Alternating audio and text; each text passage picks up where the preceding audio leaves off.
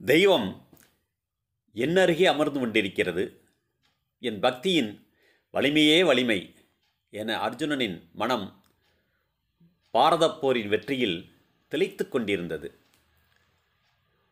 உன்னை விட என்மேல் கூடுதலாக பக்தி செலுத்துபவர்கள் உலகில் இருக்கக்கூடாதா என்று கிருஷ்ணர் கேட்டார். என் மனதில் ஓடுகிற எந்த சிறு சிந்தனையையும் உடனே படித்து விடுகிறானே கிருஷ்ணர் என அர்ஜுனன் திடுக்கிட்டான்.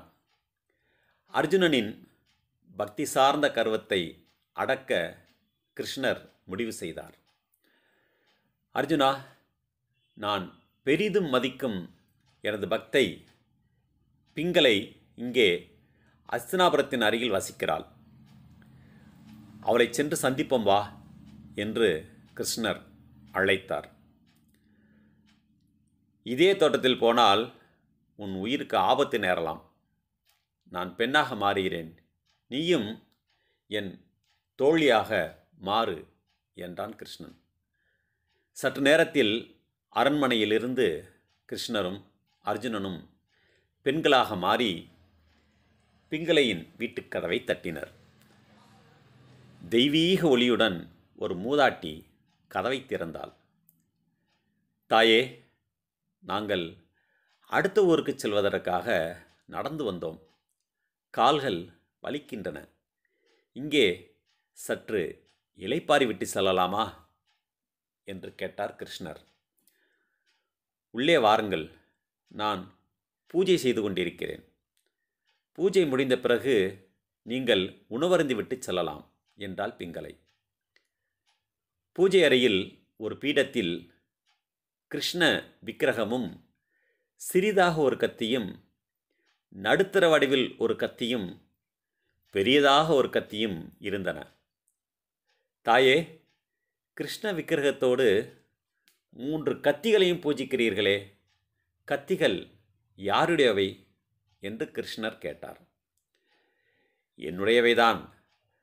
வாய்ப்பு கிட்டும்போது கிருஷ்ணனுக்கு கொடுமை செய்த என் விரோதிகள் 3 கொல்ல வேண்டும். அதற்காக 3 கத்திகள் வைத்திருக்கின்றேன் என்றாள். யார் அந்த விரோதிகள் தாயே என்று கேட்டார் கிருஷ்ணர். குசேலன், திரௌபதி, அர்ஜுனன், இந்த 3 என்றாள். குசேலரை கொல்ல சின்ன கத்தி, திரௌபதிக்கு நடுத்தர கத்தி, மாவீரன் என்று தன்னை பற்றி பிதற்றி கொண்டு திரிகிறானே அர்ஜுனன், அவனுக்கு பெரிய கத்தி என்றாள். அர்ஜுனனுக்கு தூக்கி வாரி போட்டது. இந்த 3 கிருஷ்ணருக்கு என்ன கொடுமைகள் செய்தார்கள் தாயே என்று கேட்டார் கிருஷ்ணர். குசேலன் அந்த தவிட்டு அவளை கிருஷ்ணருக்கு கொடுக்கலாமா? என் கிருஷ்ணர் வெண்ணெயை விரும்பி தின்பவன். வாய் உறுத்தாத ஆகாரம் இது. அவள் என் கிருஷ்ணரின் நீண்ட தாமரை இதழ் போன்ற நாவில் புன்னை தோற்றுவிக்காதா? இந்த புத்தி கூட இல்லாமல் பக்தி என்ற பெயரில் அவளை அவனுக்கு கொடுத்தான்.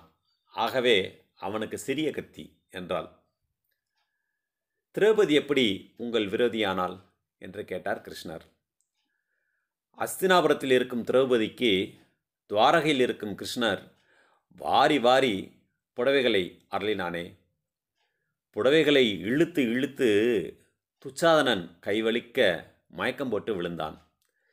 புடவையை இழுத்த துச்சாதனனுக்கே கைவலிக்குமானால் புடவைகளை நிறுத்தாமல் தொடர்ந்து வழங்கிய கிருஷ்ணருக்கு கை எவ்வளவு வலித்திருக்கும்.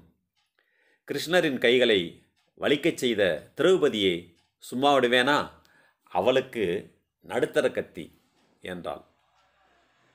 அர்ஜுனன் கிருஷ்ணரின் பக்தர்களிலேயே தலை சிறந்தவனாயிற்றே, அவன் மேல் ஏன் விரோதம் என்று கேட்டார் கிருஷ்ணர். அர்ஜுனனின் பக்தியை நீதான் மெச்சிக்கொள்ள வேண்டும். உண்மையான பக்தனாக இருந்தால் வலிக்க வலிக்க தேரோட்டச் சொல்வானா?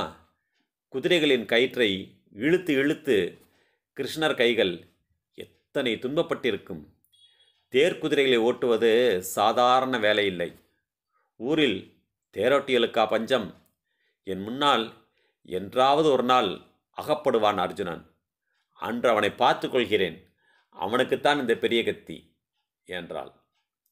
அர்ஜுனன் பதற்றத்தோடு நெற்றி வியர்வையை துடைத்துக் கொள்வதை பார்த்து நகைத்தார் கிருஷ்ணர். குசேலன் அறியாமல் செய்தான். அவனிடம் தவிட்டு அவளைத் தவிர வேறு பொருள் இல்லை. எந்த பிரதிபலனையும் அவன் எதிர்பார்க்கவும் இல்லை. கிருஷ்ணர்தான் அவன் கேட்காமலேயே செல்வத்தை கொடுத்தான். சுயநலமற்றவன் என்பதால் குசேலனை மன்னித்து விடுங்களேன் என்றார் கிருஷ்ணர். பிங்களை யோசித்தாள். பீடத்தில் இருந்த சிறிய கத்தியை தூக்கி வீசினாள். திரௌபதிக்கு புடவை கொடுத்ததில் கிருஷ்ணர் கை வலித்தது உண்மைதான்.